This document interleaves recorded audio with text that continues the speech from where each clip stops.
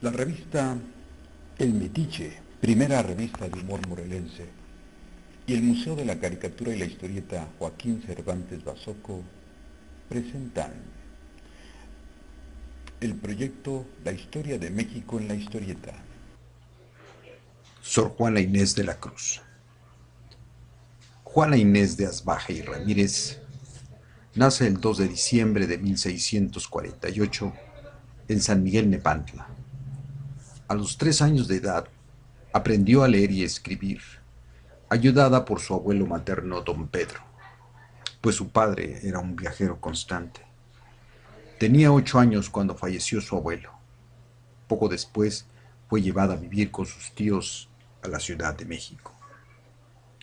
La inteligencia y dedicación en la ciencia y las artes de Juana asombraron a los virreyes de la Nueva España, de manera que a los 16 años ingresó a la corte virreinal como dama de compañía de doña Leonor Carreto, esposa del virrey Antonio Sebastián de Toledo.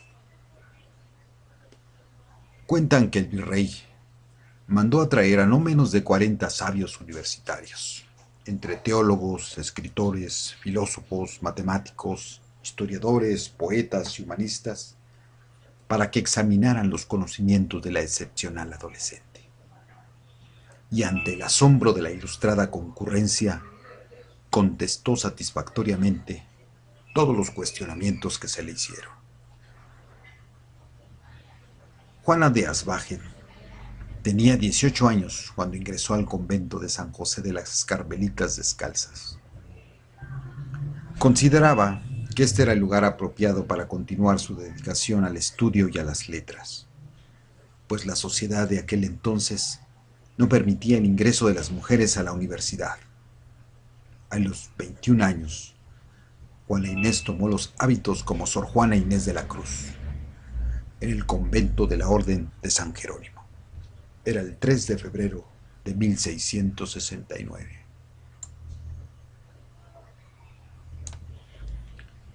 La celda que ocupaba en el convento era muy concurrida por personajes ilustres y distinguidos de la época. La misma esposa del virrey era su asidua visitante. También la frecuentaba a menudo el jesuita físico, astrónomo y matemático don Carlos de Sigüenza y Góngora. Sor Juana escribió poemas, romances, epístolas, sonetos, villancicos, algunos por encargo, los cuales le traían remuneraciones. Así también adquirió un clavecín con el que componía sus piezas musicales. En 1690 en España se publica su primer libro, Inundación Castálida.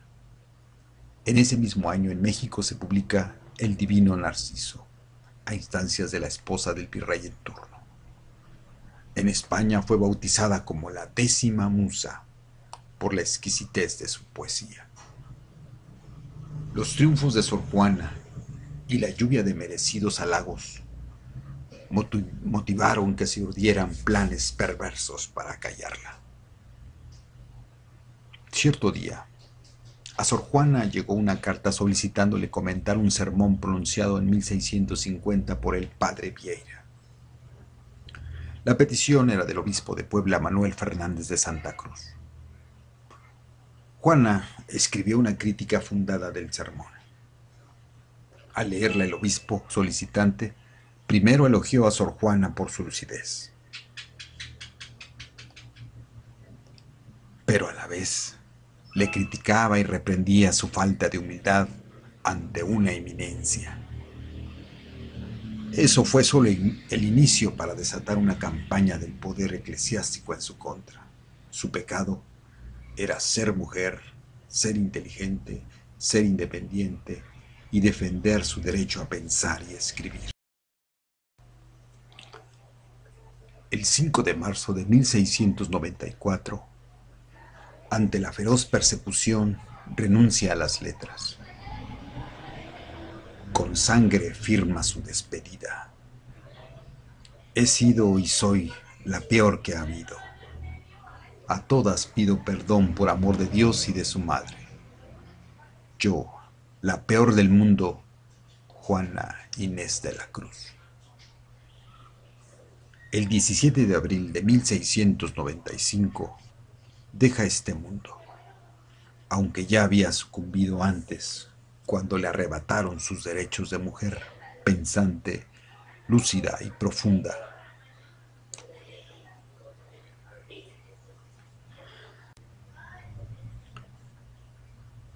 Esta publicación, Sor Juana Inés de la Cruz, 3 siglos de inmortalidad, 1695-1995, fue una producción del Instituto Mexiquense de Cultura. El guión fue escrito por Delfina Cariaga y los dibujos fueron realizados por el gran maestro Antonio Cardoso Gutiérrez.